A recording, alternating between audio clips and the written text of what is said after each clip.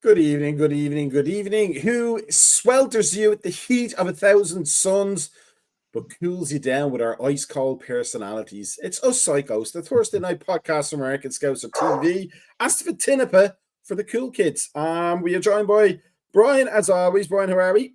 Doing great. And Survive the heat. Yeah, and the deputising ably as he did last week. It's Kenny again. How are you, Kenny? I'm well. Thanks for having me again. With your full head of hair that we hate. Yeah. Let it loose today. It's a little sweaty. It's hot, but yeah, I do that as well. I always let the hair loose and I'm sweaty. We are saying hello to Alan, and as Jamie rightly points out, it's Kirk's course day. We'll talk a little bit about that, but here is what we will talk about for sure. We'll talk about Harvey Elliott and his fantastic performance for the England under-21s, and whether he still has a place and part to play for Liverpool, and if so, how so.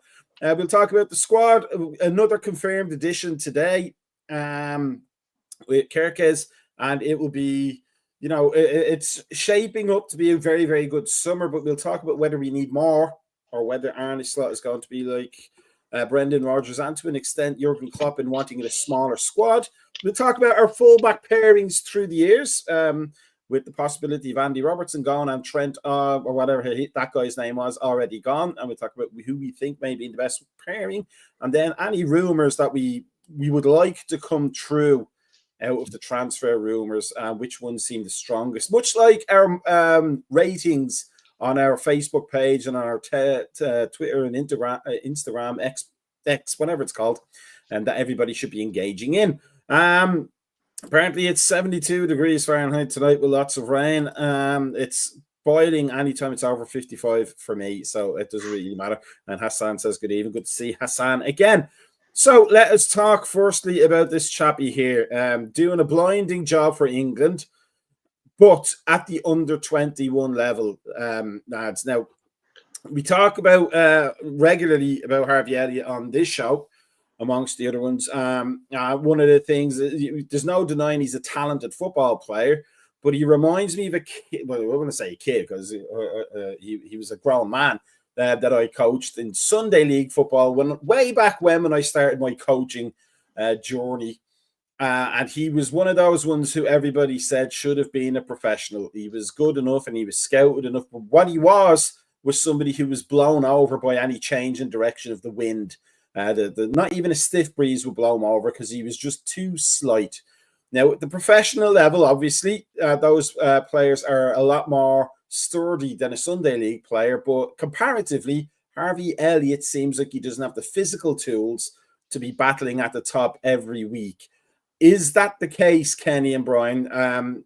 Or will his talent show him through? Because I'm thinking like a lot of players that we've had that had a lot of talent and just didn't have the physicality for the English league, like players like Scouser, players like that kid for Carvalho, just too slight to be Harry Wilson, like such a fantastic talent, but maybe not that robustness that the top teams have, that the league chasing teams. So we'll start with you, Kenny. Harvey Elliott, is there a place for him in this Liverpool side? He said he's hinted that he wants to stay. But he does also looks like he's not overly fancied by Arne Slot. I can't think it's about technique because he's a great technical player. So it has to be the physical ability thing for me if we go with process elimination. But what say you? Yeah, I mean, I don't think anyone who's seen him play questions his technical ability on the ball. He is a wand of a left foot. He scored that wonderful goal for England with his right foot even. Didn't see that coming. You'd think of him as pretty one-footed.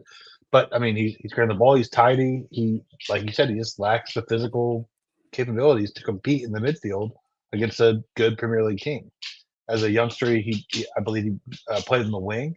And I think he could do that. It's more of like the physical thing, but he's just not fast enough. So he's in a weird spot where, like, he is talented enough to be at the highest level. But physically, I just don't think he's quite got it. I think this is a great example. well, let's not compare the two. I think Harvey Elliott's a much better footballer than Suso, but he did well when he went abroad. I think Harvey Elliott would do great in Germany, Italy, Spain. I really do. It's just, and even playing for a lower level Premier League team, where you don't, I mean, you aren't expected to win all your battles like that. And, again, I think I mentioned this last week, watching him play against Crystal Palace last game of the season this year, he's just getting bullied the whole time. I mean, if he got the ball and no one was challenging him physically, he had no problem. He's lost it. But I don't know. I think it's the size and the speed combined, where he can't outrun them and he can't outbody them. So if he doesn't have the time and space, he can't quite do what he needs to do. That being said, though, I think he'd be an asset to our team if he was willing to be a bit part player. And I think if he, kind of like a Keller situation, if he wants to go, I think we should let him. But if he's willing to stay, he's a Liverpool fan, then I think there's a spot for him. He certainly is talented enough to change games in short periods here and there, and it's a great option for cup games or lower level Champions League game. But he would have to be okay with not being a key player in our team. That's at least my opinion on it. Brian, Jamie says, Wirtz isn't a massive body either, but watching him on the YouTube clips, he is incredibly fast at times, and that's something that Harvey lacks. Like the four pillars of the game are usually taken as physical, psychosocial, technical, and tactical, and he seems a very well balanced individual. He seems to be looking at the situation with a sense of logic. And was it Costas that came out and said, if I'm wrong, correct me, last week or the week before that, that he's useful for that 20 odd games he's going to play. He was that said that, but it was kind of an admission that I know I'm not the starter, but I'm happy to play the part. Harvey Elliott is probably a lot more ambitious than that, and probably because he's so young. But in the modern game, no matter, I hate using the phrase "in the modern game" because it's always been the same.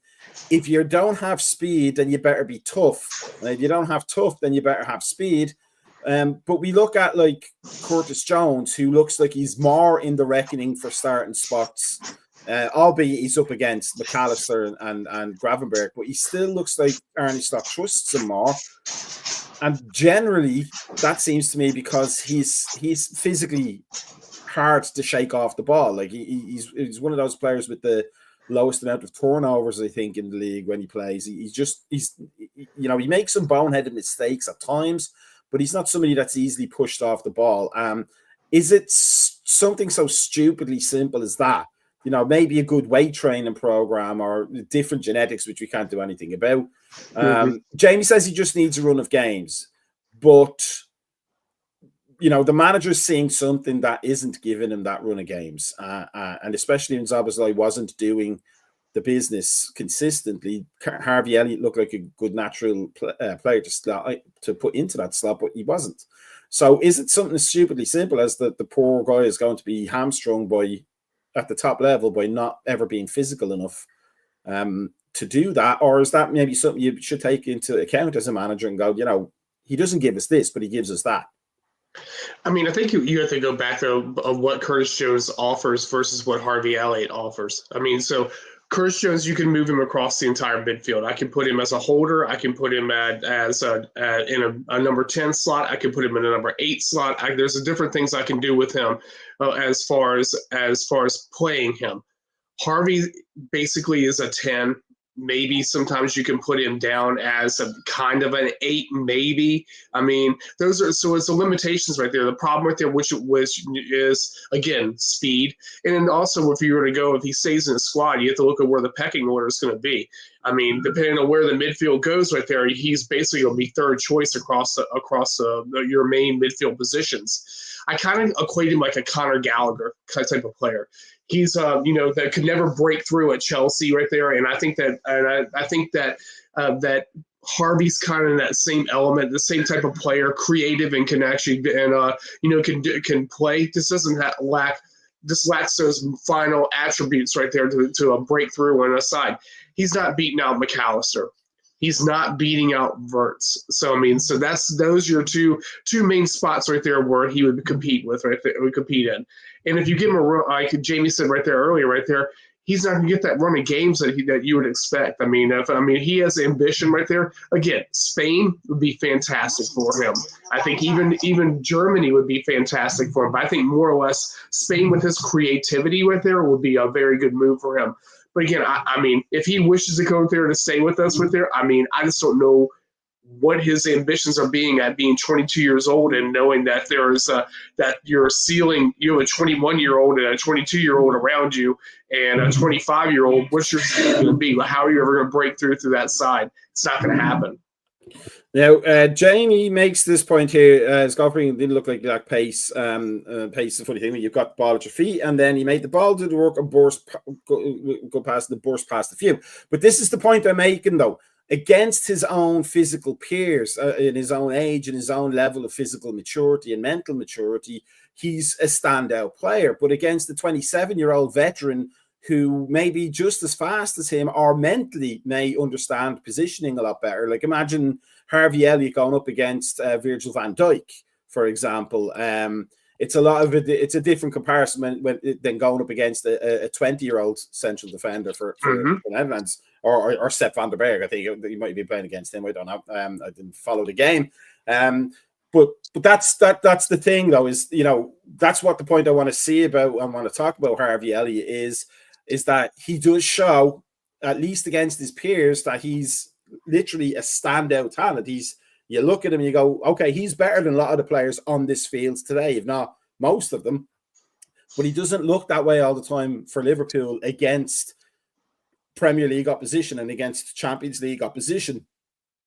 Especially when you put like comparison up against you know, like the wealth of young talent that PSG has, for example, where they're not just good players, they're also physical beasts as well, which is, you know, I believe Kenny said he coaches, so he knows this argument about like the young, early maturing kids that end up being nothing when they're like 25 or 18 rather, but you know, it's one thing to do it for England under 21s, as great as it is, but doing it against the Crystal Palace back line, for example, or against the Chelsea back line, for example, that's where you want to have not pace, but that separation speed if you don't have the physicality, and where just being good on the ball may not be enough. What do you think, Brian?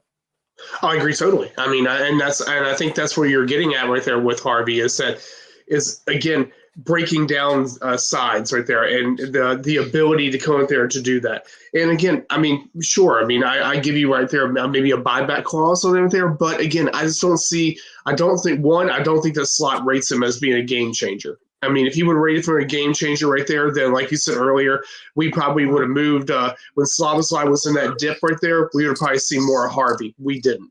I mean, instead he played through with Szoboszlai and kept on playing him and playing him until he played back into some sort of form.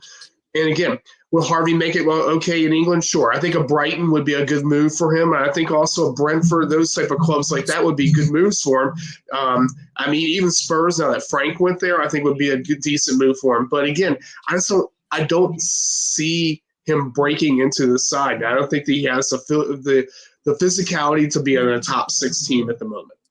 Will it happen in the future? Maybe. But at the moment, no. Kenny, again, correct me if I'm wrong, but I believe you mentioned being involved in coaching. So you see a lot of the, you know, help players develop what natural talent actually is, you know, because I disagreed with pretty much everything Malcolm Gladwell ever said. There are just people that have an affinity to the things that they're exceptional at a very young age, and you can't get 10,000 hours by the time you're 5 years old, you know, playing the violin or whatever.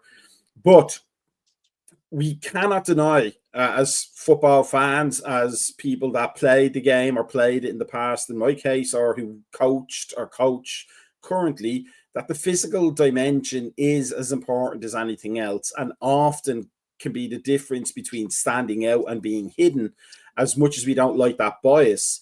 My question to you is, do you think Arne Slot is any different to any other coach who, you know, the physical side is the first thing you'll see? than the touch. You'll see, like, if I walked onto a pitch, as great as my left foot or right foot might be, as well as I might be able to pinpoint a pass on the ball, I'm over 300 pounds, so I'm not going to look like a player. That's the first thing people are going to notice. I'm not over 400 pounds, though, and anybody who says differently is a liar. But it is an important facet of the game, and we can't just talk about the silkiness of the skills without understanding that there is still a physical component to it, and the margins at the top level for that physical component, they can be quite small, can't they?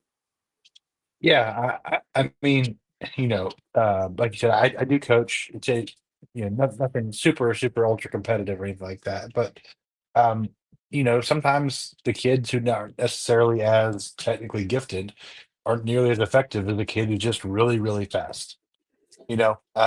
Especially at that lower level.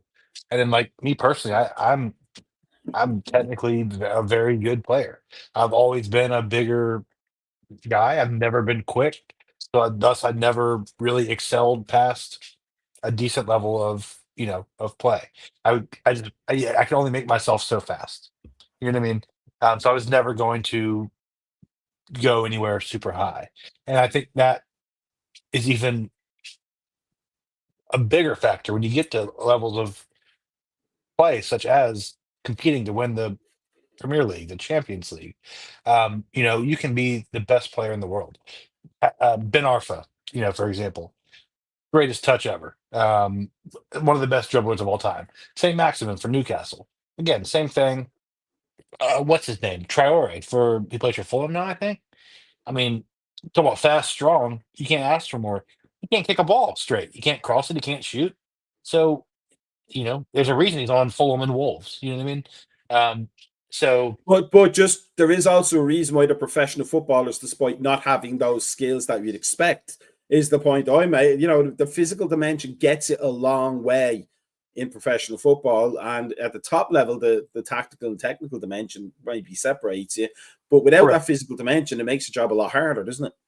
Correct. And I think once you get to the level of, again, a Liverpool, you have to have somewhat of both.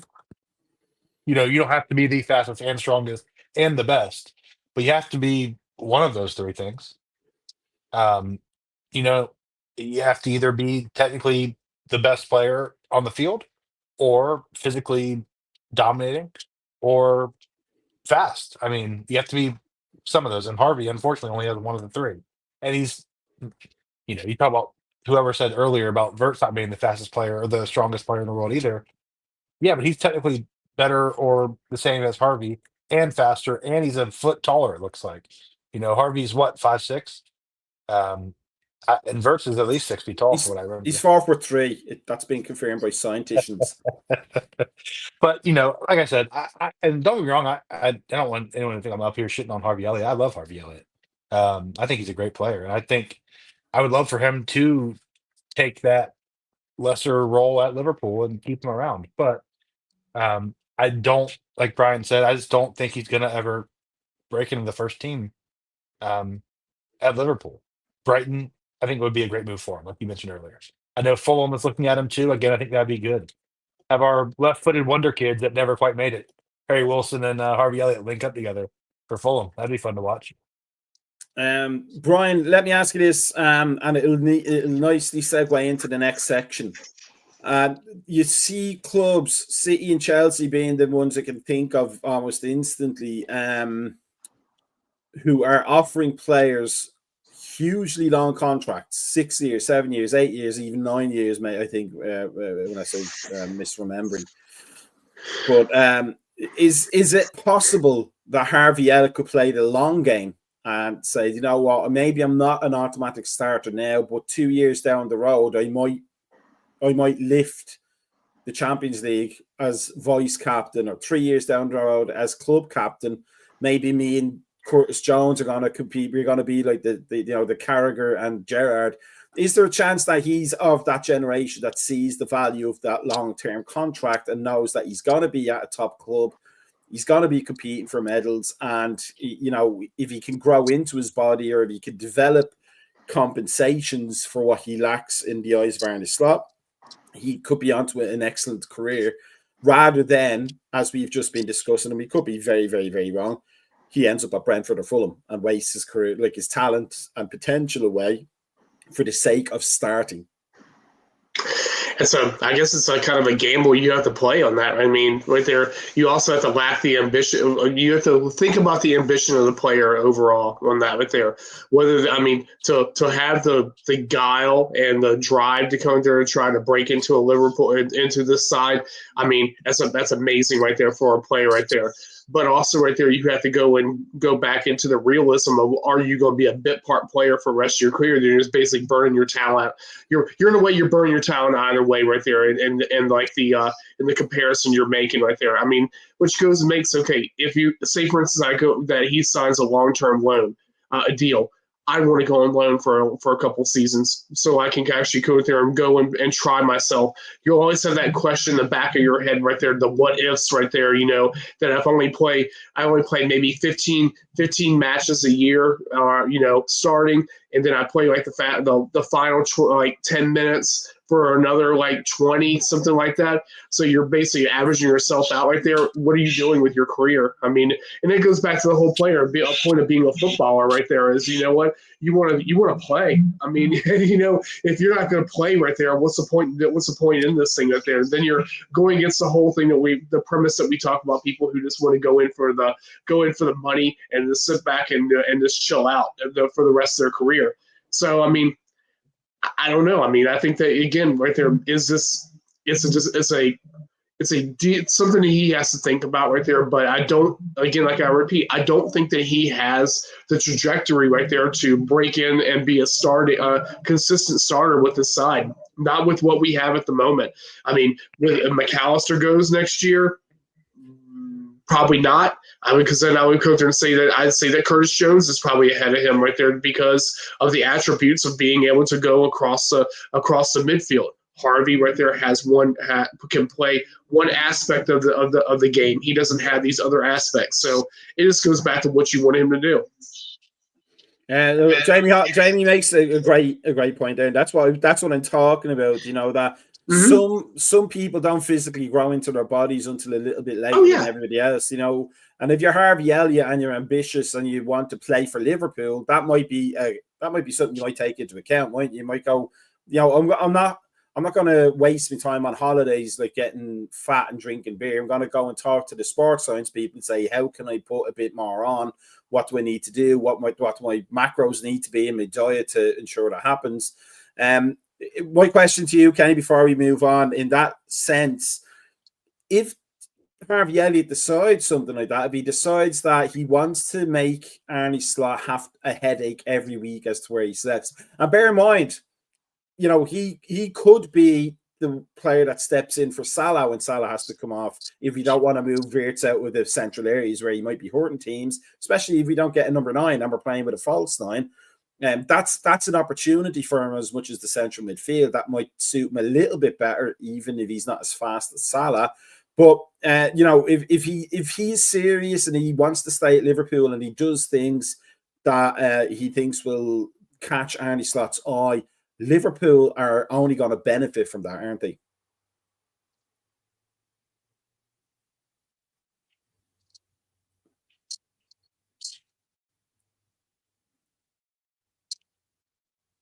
I was trying to figure out if Kenny's thinking about that one or if I'm still talking.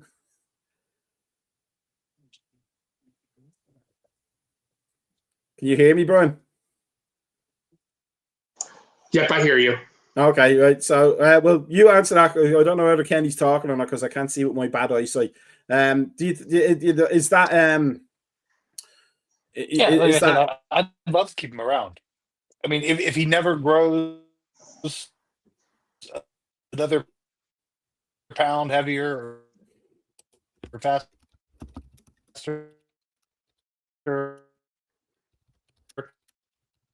I still think he's an asset to the team. But I also think that he, like you said, am I cut off again? You're just lagging a little bit, so it's hard to figure out like whether you're on the same timeline as us. It seems like you've taken Suzee's time slot. He's still in last Tuesday. So in that sense, then Brian, just that would be a good thing for Liverpool if he did figure out and if he did get to develop, because it's a free player almost, like, you know, it's absolutely not one of the famed free transfers, or it's like a new transfer kind of thing, but a player we already have on our books that's capable of doing great things and, you know, has developed into that. But the key is he has to do it in such a way that he impresses Arne Slot, really, isn't it? And whatever Arne Slot is looking for. But also, you have to go to the same thing, same line right there. Is what player is he blocking in that position that could go out there and challenge? So it's a whole theory about what academy players are waiting behind there that are going to be moving up. Because I mean, you have Neoni sitting back there too, right there, who we still say the same thing, needs to bulk up to go to that point, but also has the speed and also has the capability to go out there moving a little bit more too. You also, I mean, you have different players to go through there. I mean, that you have to look at in the trajectory of 3 years right there, that you have a U18 player right there before they're probably about the point where they're going to start breaking through. I mean, for the most part, as an average. So I mean, so what do you have right now sitting? What do you have right now sitting in the academy right there? Who's going to be a challenge right there for next one? And is Harvey blocking that progress? But I mean, like, the logic of that then would be, if he is blocking the progress, then that academy prospect isn't good enough, then, wouldn't it be? Because he's the top of that tree then, outside the starting 11. So like for Neoni, for example, he would have to be even better than Harvey Elliott, or faster than Harvey Elliott, or you know, bring the whole package. It's a tough one, but Kenny, do we have you back?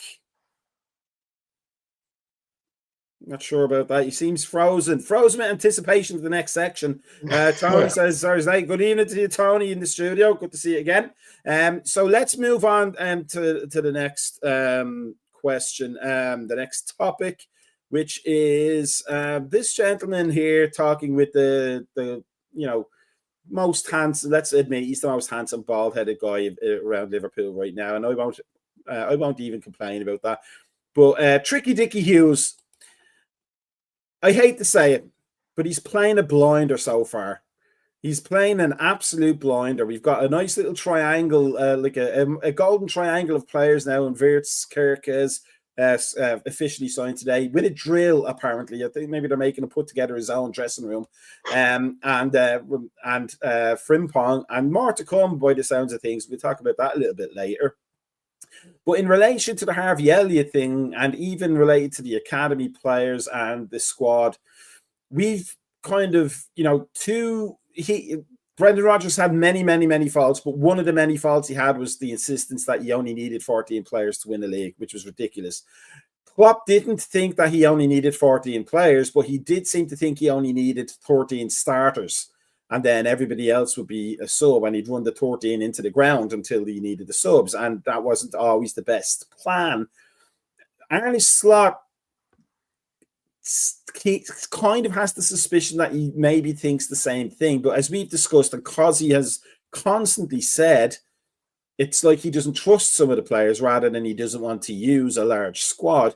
So if we're going to be buying all these players, if we are going to be in for an actual number 9, if we're moving Nunes on, let's say we keep Jota just to give him one more season. We keep Robertson just to smooth things in a bit. Just, you know, Costas isn't going to go anywhere. He just said that. He's taking his heels in, that guy.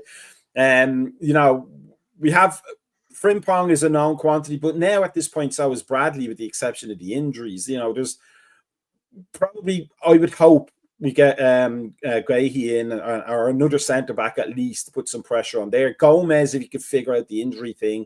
You know, it seems to me that, as Cosy said, Arne Slot has learned a lot about this season, about the English game, and maybe has decided that he needs a big squad. Do you think that's the case? Number one. Number two, do you think that that will work in our favour, especially if we keep the likes of Harvey Elliott and develop them a bit more? And number three, is this, as I think Cosy said last week, an indication of what's going to happen? We're just going to have a big splash out summer and then nothing for the next 2 years. but the squad will be set and we'll have a good one. What do you think? So on question number one, I think that not quite a small, small squad, but not quite a large squad. I think we're going for a medium-sized squad, and I think the one thing that is preparing right there for African nations right there is I think that Slot sees that as being a problem when we get to that point. And I think that's why I said before, I think that Frimpong right there is the perfect player right there because he can play. Kazi had his heat map up there and shows you where he plays at, which means that he's a perfect player to go in the Salah type position right there, being, I hate to say it, a wing back. So that right there. So yeah, and so I think that's for number one right there. Number two right there, which is which you were talking about as far as like having players like that to your advantage and stuff like that. Yes, I think it is the one right there that has an advantage. And I think ultimately that Andy Robertson's not going to be with us this summer. I still feel like that he has that last hurrah that he wants to go and play. And I think, and you said right there, Simicast says he's not going anywhere and he's content to play this couple games. Same thing with Gomez. I think Gomez doesn't want to go anywhere. I think he's content. I think he enjoys what he's doing. The club has been loyal to him, and I think that, again, he is a useful player. He's like another Endo right there for the most part, which I don't think Endo's going anywhere. These are players right there who understand that their roles and limitations and what they're going to do, that they're not going to come there and be consistent starters, but they're going to get game time. And so that's probably pretty important for a player like Gomez right there, where if he went to, say, a mid-table side, would he probably start? Maybe right there, but I think that the problem is going back to injury record and what these clubs are going to look at and say, what can he offer them right there? Is he going to get you 14 games? You don't know. So that's the whole thing. And what was the third question? I'm sorry. I can't remember. I was just so happy that Kenny was back. But the thing as far as like Richard Hughes is going right there, of course, I thought he was on vacation for half the season right there. But we all came here and joked about it. But wow, what a blinder he's playing right there. And I do still think that there's going to be more. I think. Oh, I know what you were talking about right there. This is going to be a big spin big and then go small. I think in a way, yes. I think, but it's going to be focal point players right there going in the next couple of seasons. Kind of like, okay, I know this player is coming to a point. I need to go there and put a focal player in that position right there. Say, for instance, right there, you have Salah at 31, and you have Virgil, who's 33. I think they're both 33, aren't they? I can't remember the ages. Yeah, but so you're going to have focal players to replace those players. That's where you're going to see the money come in right there and splash out. And I know we'll talk about later right there, but we may be forced to we may have our hands forced in the back more ahead of time than just having GUI brought in. Kenny, in terms of the bringing in the players, 3 great signings so far. Possibility of Darwin Núñez with his new haircut. Obviously, he's been watching the Thursday show because he's trying to get closer to the bald gorgeousness that we have each week. But in terms of the squad being a little bit larger, the Plymouth Argyle game, we can all say, I think we probably all said it then as well. We give up the Plymouth Argyle FA Cup to win the league. If you had a choice, obviously that wasn't exactly Hobson's choice there.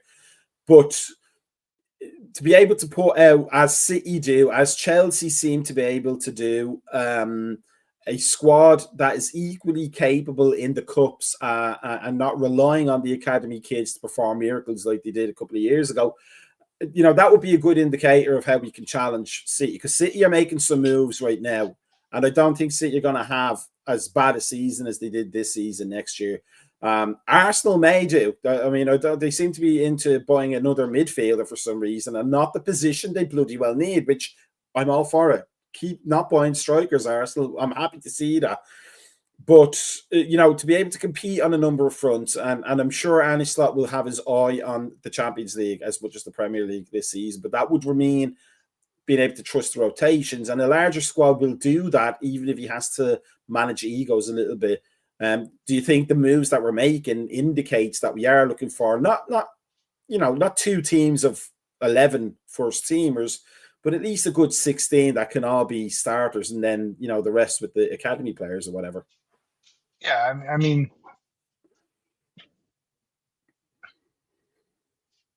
Ertz is certainly an addition to our midfield. The other two feel like replacements so far. I think one of the left backs will go, and Kirkez will be the replacement for that. Trent obviously went. Frimpong's the replacement for that. We're talking about signing a striker. Nunez will go. He gets a replacement for that. So I'm not sure necessarily we're trying to build the squad numbers wise, just maybe quality wise. Whereas, do I think we'll have, what was it? Probably 2020. City had 2 full 11s they could field at any given time. It was ridiculous. Their bench was better than would have come in third in the Premier League. You know what I mean? Yeah. I don't think we'll do that.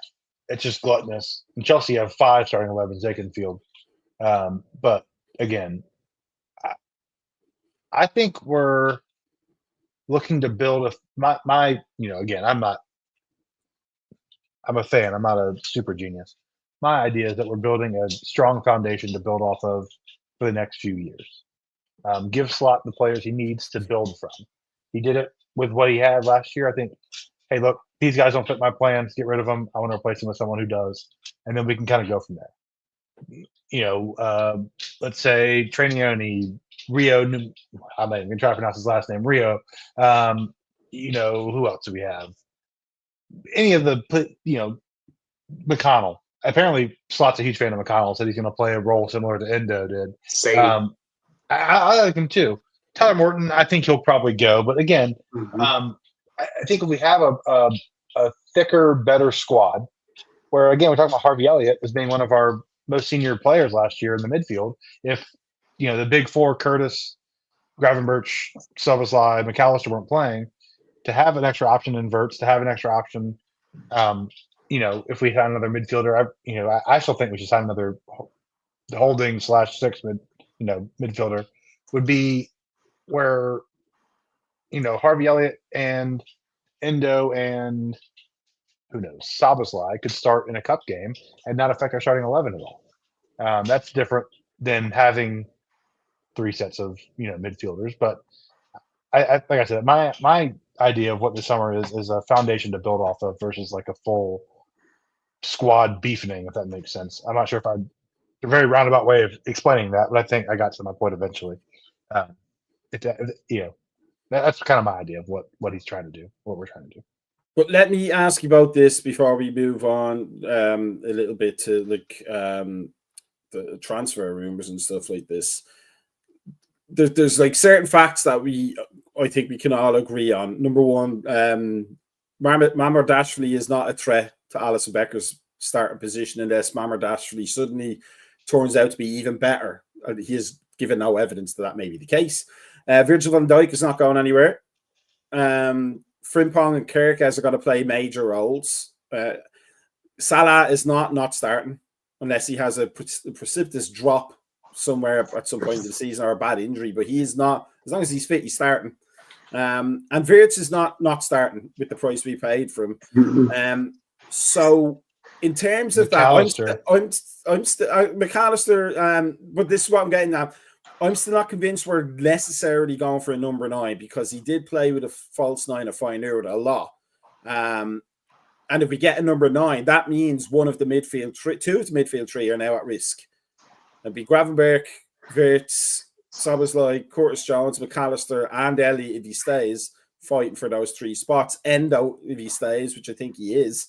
And McConnell then is another one on top of that. It gets a little bit too much in the middle and not enough up front. So if we understand, and one of Gakpo and Diaz are going to be out on the left. That's not. I don't think that's going to change unless his idea is to move them 2 players to the number 9 spot and Wirtz out there to the left as a left-sided player. But the fact that we've spent so much money on Wirtz and the fact that we made such a big deal for Salah and Van Dijk means that there are certain positions locked in. So how do you two boys, and we'll start with Brian, if you take that into account, how do you see the squad building going now? Because if we do get a number 9, it affects everything in the midfield. If we don't, it opens up some possibilities for some other players. What do you think? I think you're looking at a whole entire shift of formation. It has to be. I mean, it goes anyway with Brian Verts right there. It automatically comes up and tells you that we're changing formations. I mean, so that this goes on there. I really think right there, we talked about before the fourth, like a 4-2-3-1. I mean, with that, go more formation right there with Gapco being able to play a little bit more inside on the left, on the left, and having Mo a little bit more inside on the right with Verts in the middle of them with it. And if we go for number 9, that number 9 is going to be a focal point for that whole entire offense. And that leaves you right there basically with 2 other positions right there that you can either come out there and flip as 2 holding as like what we have right now, what we're currently playing with, or it leaves you with having more of like what Kazi now we're talking about right there, where you have a player like that will be able to drop back in right there to a flat 3 right there, which you have moved Kirkez and Frimpong going there to run on the sides. So I think that is there going to be enough room right there for some of them? Yes. Is it going to be for some? And it goes back to what we talked about Harvey. I mean, again, what's Harvey's expectations of playing? What are Curtis Jones's expectations of playing? Because, I mean, automatically I'll tell you right there that I think that McAllister and Verts right there are solid starters in this side. We have to have McAllister in there. But the problem with McAllister with these traveling back and forth for World Cup matches and friendlies and stuff like that, you have to have a player whose ability to come in there to change out with him right there, which I think we already have that player right there, being Gravenberg right there that can actually play that. And I think that's the player who's going to most have to adapt his game, which is before, is probably going to be a Slavosly. Slavosly is going to have to come in there and learn to either one, be a more centralized midfielder, or learn to come in there and become a little bit more pushed back as a number 6 type of player. Because I don't see him becoming a 10. He's not a 10, and I think that was the one problem that we had right there without having goals in our midfield right there. And I think Verts is going to give you goals in the midfield because of creativity. Not that Slavosly doesn't have creativity. He said what they were using him for was to draw players in toward him to go through and bring it up to him for Mo and all these other guys on the wing. I think that this changes it because of what we bought, that we don't need that type of player to do that same type of work. So in the short run, and like the kind of roundabout way right there, I think that you have to come out there. I think you need to have these players to swap players out because for cup matches, for McAllister moving on, doing in Argentina. Yeah, you have to have mobility, and I think that that's why if out of those midfielders, I'd probably say at least 1 or 2 of them are going to be here. Kenny, what do you think in terms of the squad build and is the mainstays as they're about to be the anchors of and I did say that with an A at the start, not a W. The anchors of the team are they're automatically down on the team sheet no matter what. So if we fill things around and let's say we disperse, I think you have to end up dispersing players evenly. So that to me is what suggests a more of a formation change. And maybe not we've talked about this before, maybe not a solid false 9 formation every single week, but having options where some weeks we'll play an actual number 9 and we'll go up against the teams with a solid number 9. We won't be paying 150 million euros for that player, or pounds or whatever for that player, I don't think, because that changes the complexion of everything. But what do you think of how the squad building is looking and in terms of what business we've done so far, and then the rumors that we'll get into next? What way do you see this building for Slot? Is he somebody who wants a slightly larger squad that he can rotate from competition to competition? Or do you think, as you say, the moves suggest that he's going to stick to a certain lineup and then have able quality replacements when needed? I'm slightly wondering if we might do like not an A team, B team, but like a different formation based on what kind of team we're playing. We struggle, and we have again with Klopp and Slot against the low block, ultra defensive, not attempting to attack us. Like Southampton last year, for example, that was like our hardest game twice, other than Forest, who beat us because they weren't interested in pressing us. Come on, break us down. So I think maybe we'll change our formation and who the personnel is, other than, like you said, the core few. There's no game where Van Dijk's not going to play. There's no game when Salah's not going to play. There's no game where Allison's not going to play. Verts, McAllister. Those are the ones I think are automatic, no matter who we're playing, what we're doing, are going to be on the team sheet. But then, when we're playing, I don't know, Nottingham Forest, it may be perfect for Frimpong, who gets the byline and cuts it back. Let's say we're playing City. We have, what's that guy who can't, the City's Adama Traore, Doku. He can't, he toasted Trent all year. Put Connor Bradley in for that game, have a more solid right back.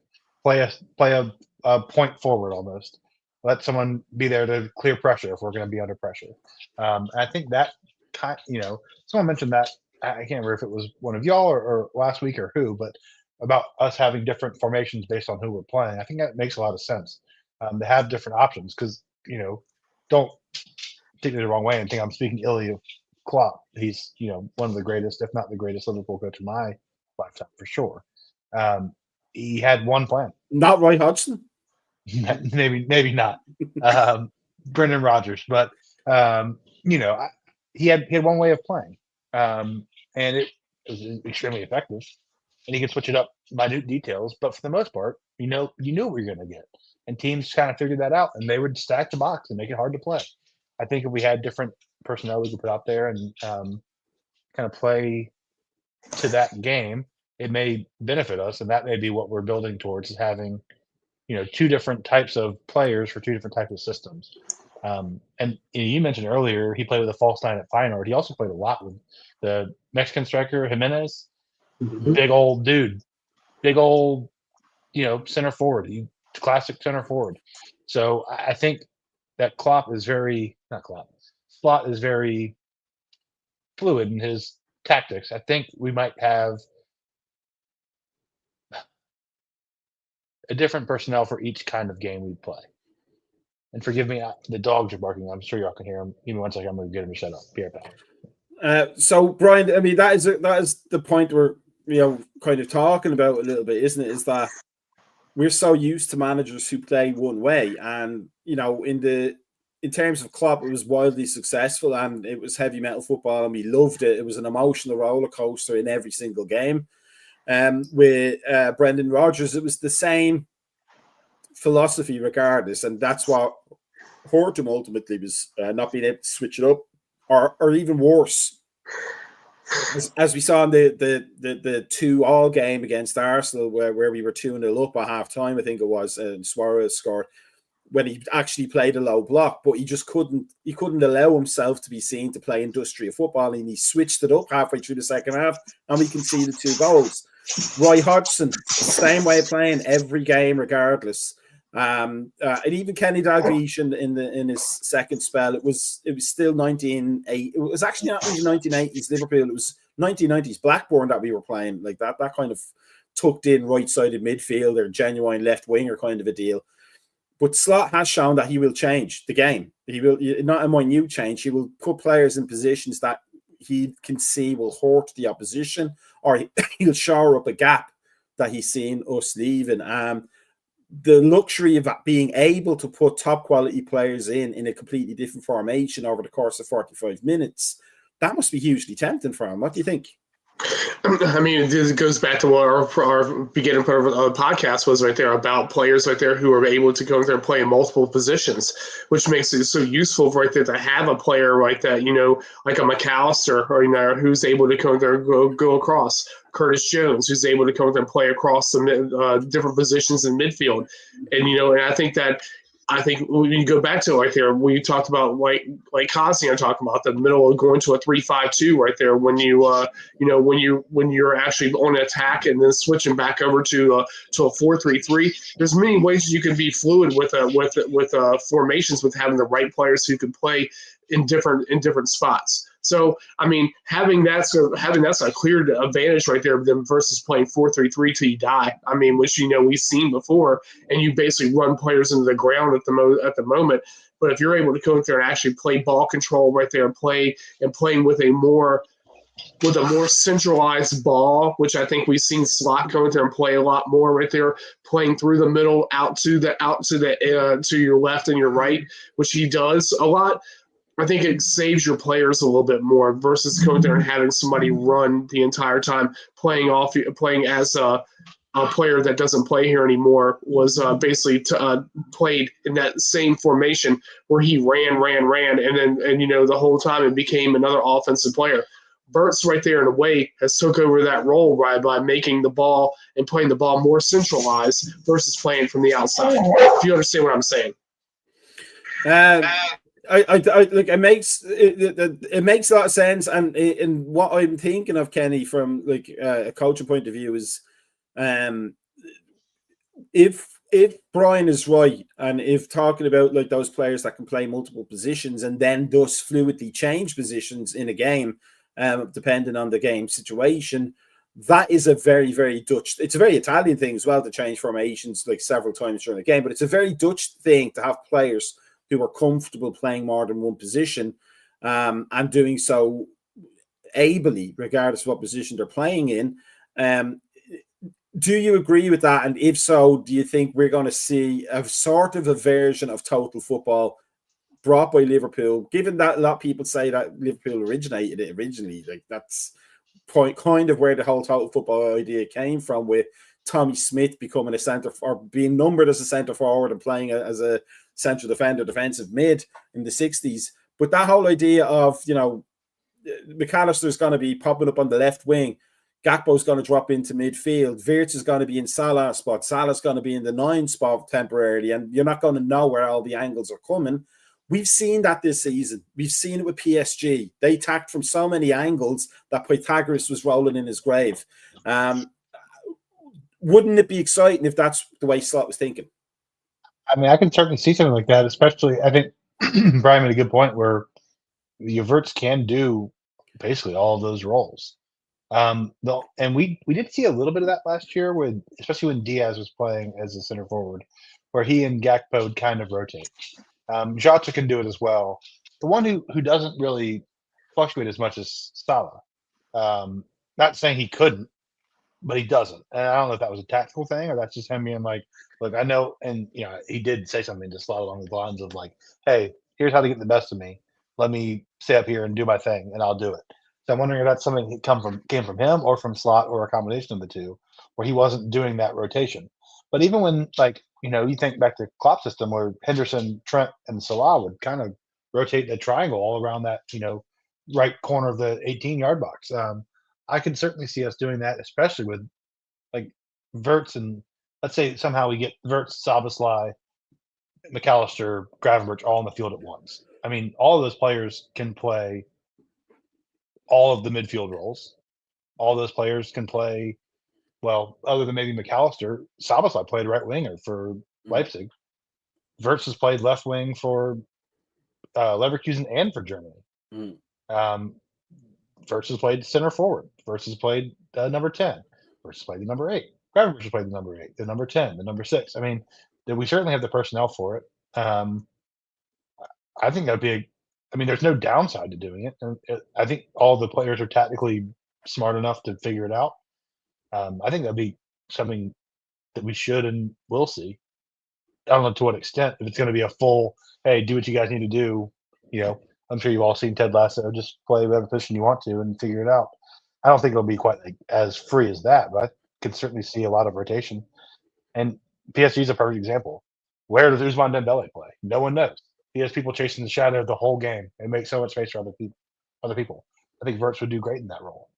I think Jota 3 years ago would do great in that role. I can certainly see something like that being the way we do it. So what you're saying is we have to buy Jamie Tart, basically. Basically, yes. Yeah, okay. Play through him, not to him. Correct. So just on that, then to segue into the next thing, Brian, with that in mind, if we're looking at this idea of players that can function in more than one role, and to be fair with the Salah thing, even in total football, there was like an anchor player. There was a player that was always like, Johnny Rep would be the player that was always on the right side of midfield or whatever. Like, they had a player that was a reference point for everything, so that they didn't get completely chaotically lost. And maybe Salah would perform that role. In terms of the players that we have been rumored to be signing in the press, the likes of Isak, Ekiteke, I can never say his name right. Centre backs like Guehi, who I think we discussed last week or the week before, plays in one or two positions in the defence. The likes of Gomez play across the back four, even a little bit in central midfield. Endo plays in the back, plays in defensive mid. Gravenberch can play in the back, this kind of positional versatility. Are there any players that you've seen that we've been rumored, even tenuously, that you think, that player would actually fit? For example, is Isak just too much of a pure number 9 for us? Or is there more things he could do, for example? Yes, I think Isak is too much of a number 9 for us. And I think that the price tag right there is way too much for what Newcastle want for him right there. I mean, again, it was Sir Z and I came there and said this a couple weeks ago right there. I still go back to early muscle injuries that have happened with him. And that's one of the things, whether those will become recurring problems. Said before a long time ago, like they're one of the players that I've enjoyed watching right there. When I look through there, I like Sesko, but again, right there, I think that Leipzig is playing weird games with him about what the price tags they want for him. I think in attacking right there is a good player, and I think that he has the ability to be fluid, and he's kind of like a Jota type of player in a way right there, but younger, faster, and a little bit more mobility, kind of like a Thierry Henry-ish type of player, which I do think that something that we could use right there. It goes back to the question mark right there of what is the ultimate goal of Slot? Is he going to come there and make a focal point, old school type of number 9? Because if we did that, we could have probably bought Delop right there for cheap right there if he was going to do that. Because again, that's the same exact type of player right there that would be that type of focus. I think you have to have a flexible forward, and I think that then that's when goes back into the thought process. Is Isak that a flexible number 9? No, he's not. He is basically what he is. I mean, and all that. I think that with Sesko is more of a player who is a little bit more trickier to play with, and a little bit more as progression has been very well, still young, and I think those are the type of players that you have to go to. But I don't think that number 9 is if we go for number 9 right there, I think it's not going to be a high priority, expensive number 9. I think that what we need to go back is what's going to happen in the back, which it goes back on there. I don't think that Konate is going to sign a deal, and I think that we need to go in there and figure out what we're going to do. And if Konate wants to leave and if that's his ambition, then that's something we need to start thinking about. I think that Gui definitely is a player that we're definitely interested in, that we want to sign. But I think we also have to need to bring another one in at the same time. And which I mean, on Monday night's podcast, Paul and I both came there and both said the same thing. I go out there Ignacio right there, where he's young, and I think he's another player right there who has a trajectory right there to go into and eventually fill in for Verge. So you need to go for a good priced one, and you need to go for a medium priced one for like a $35-40 million like release clause type player. So you're able to go out there and swap and be able to have somebody in the back burner. Gomez is going to be good for you for right now, but in the long run right there, Gomez is probably not going to be here, but maybe 1 or 2 more seasons. So you need to have somebody, a 22-year-old, 20-year-old player right there. It's just kind of a mistake that we made after we won the Champions League that we never came there and filled these gap players. And I think that's one thing that we have to learn. And I think that we're learning from our mistakes in that part right there. We won the league, but we're not stretching it so far. We need to realize that you have to do rotation. We didn't do rotation the last couple of times, even after winning the league and winning the Champions League. We never can actually start purging players and moving players in different spots. So I think that's what in the progress that we're going to do. So yeah, so I think I think now you're forced over to have two center backs and a possible center forward. But center forward might wind up waiting until a January time frame. Now here's what I'm looking at, Kenny. I can't say his name. Gyökeres, the Sporting. Gyökeres, yeah. But also, and this, I don't know why I didn't think of this at the start, but it's big news. Lyon being relegated, there might be some pickings there, and Malik Fofana seems to be a player that's been attached to us. Do you think there's market value to be had there, Kenny, with those kinds of players, especially Fofana? Or anybody from Lyon who can play in the back, because they're going to be desperate for money to get back out of League Two as quickly as possible, aren't they? Yeah, I think Malik Fofana is the perfect Chiesa replacement if he goes, which I think he should and will. I think that be young, exciting forward that can play across the front line. He's played left, right, and through the middle. I think that'd be great. Cheap because Lyon need money. I don't know admittedly don't know anything about their center back situation. So if there's one that's good enough, then by all means, take advantage of it. What was the line last summer when everyone was opportunistic signings?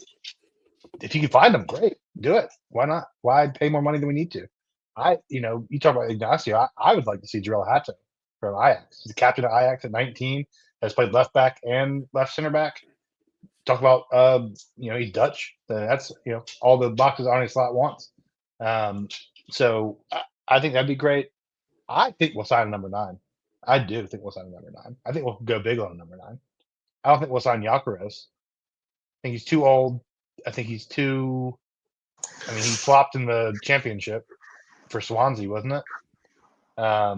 I just don't think we got burned by the Portuguese league with to be fair, he was in Wales. Would flop if they had to live in Wales. But I think there's a reason that, and I have to respectfully, Brian, disagree with you. I would absolutely love to see Isak come in. I think he is just great. I got ripped apart in the Discord. I love Isak. I think he is so good. I think he's much more of a technical player than Sesko is. I like Sesko too, don't get me wrong. Sesko's your powerful center forward, though. Isak and Ekatike are very similar. They're good on the ball. They can hold up play well, and they can run in behind. I think Isak and Wirtz combining, oh, man, I would love to see that. Do I want to spend $150 million on him? I do not. But if he, and there's 1,000 rumors. Every day we get linked to Isak in a different manner. If he can say, hey, look, I'm not signing a new contract. Sell me now or I'm going to run it down to Newcastle. And, may not be something we see in June, but by into August, I can see it happening. And personally, that would be ideal for me. I think we need a number 9. I think we need one that can provide that other option that we just so desperately did not have this year. Did it work for us anyway? Yes. If, think about the games where we didn't play well. They shut down Salah. We had no other option. I think that striker that could strike fear and not have you be able to just defend Salah and hope Diaz and Gakpo don't do anything would be great. Wirtz obviously helps with that as well. I do think we need another threat in the forward line. And I love Diaz and I love Gakpo. They don't score enough goals. They aren't enough of a threat. I think Isak would provide that for us. Ekatike, I like. I'm just not sure.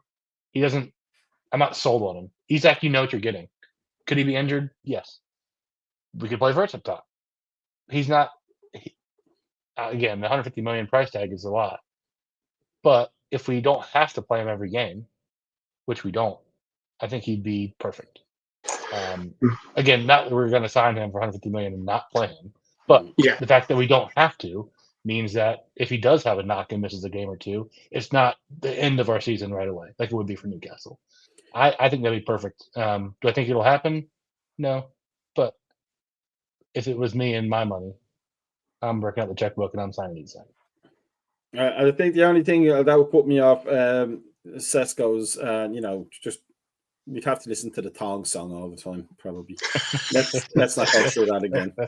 Now, with that said, we will end tonight with this. So this graph looks really great in my head till I put it out there. So hopefully you can see who it is. It's basically fullback pairings throughout the years. Kennedy and Phil Neal, Beglin and Nickel, Bjornaby and Rob Jones, Carragher and Babel, Aurelio and Finnan, and then Robertson and Alexander Arnold. Gentlemen, have a look at that list and pick your top 3, either that you've seen play or just on sheer reputation if you didn't. And I was a bit selfish. I've seen all of them play.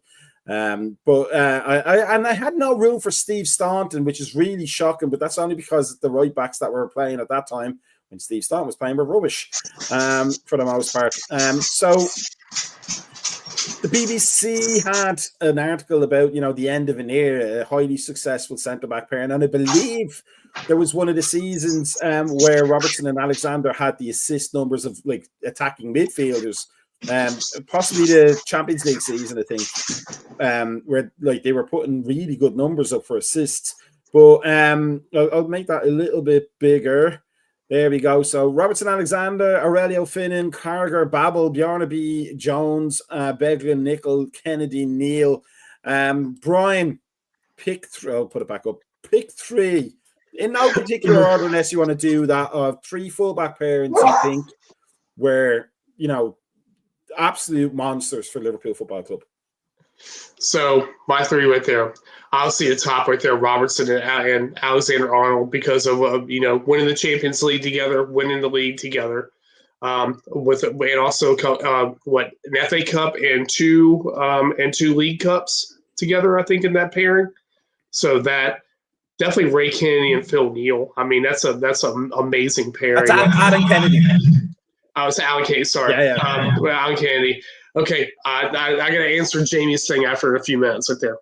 If you give me a break on that one, and then after that right there, because I loved the pairing, Aurelio and Finnan right there. That was a fun time seeing one our first Brazilian right there. That like some of the goals he scored was fantastic. Kenny, what do you think? I hate picking Trent, but Alexander Arnold and Robertson would certainly be one of them. Beglin and Stevie Nickel, despite Stevie Nickel being an absolute nightmare to listen to on ESPN. God, is he horrible to listen to. Quality, defender though. And then no, it's the pairings. There's no mix and matches. So if you take Nickel, you got to take Beglin. Yeah, Nickel and Beglin. Yeah. Beglin was actually an excellent player. He was very injury prone. Very injury prone. Yeah. I'm just saying, Nickel. I'm American ESPN. He's horrible to listen to. Well, Beglin's horrible to listen to as well because he's probably the most boring pundit ever because we have him over in Ireland. And Fair it's enough. Like, and I think they're going into halftime. They'll probably have some oranges or bananas, maybe some peanuts, like stuff nobody cares. But a fantastic player nonetheless. Yeah, and then I'll give some love to Jamie Carragher. Ryan Babel, I'm not sure, but Jamie Carragher. He deserves a shout. Because people forget he was a left back for a long time. Yeah, that's an interesting. I'd start with Kennedy and Neal because they were just they won as many things as Robertson and Alexander, but when it was much harder to do so, I believe, especially the European Cups, you have to bite your tongue, don't you, on Alexander Arnold? He we left in horrible circumstances, and he is a rat, as Cosy would say, but he's a bloody good player for us for a long, long time. But after that, Beglin and Nickel was my year, and Carragher and Babel were great, but they were also 2 centre backs playing at fullback, which is impressive in itself. Finnan, I loved Finnan. I thought he was great human being, as Brendan Rodgers would say. And Aurelio eternally has that. What's this shit mean forever and ever and ever, and also injury prone. Yeah. Can I change mine to for sheer?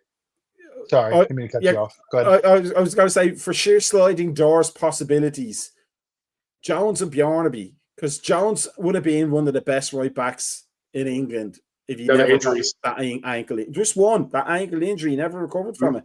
And Bjornaby was he was a good left back. Like, it was just unfortunate for the team he was in. And this wouldn't even be a debate because they were both wing backs. They weren't even fullbacks. They were wing backs. But just out of sheer emotion, because I remember watching Jones play against Giggs, and making Giggs look like a Park League player against United in his very first game. And then you just wanted him to come back from injury all the time so much. Who was on the other side of John Onorisa? I can't remember who was on the That's other. why I don't have him. I couldn't remember he was on the other side of John Onorisa. Yeah, I mean, Babel had the Guillain-Barré syndrome at that point. I think he was out with that illness. I think it might be Abel. What's his name? Xavier. Xavier Abel. Yeah. I think you're right. Yeah, I think that's just that. I just popped that into my head now, and he was okay.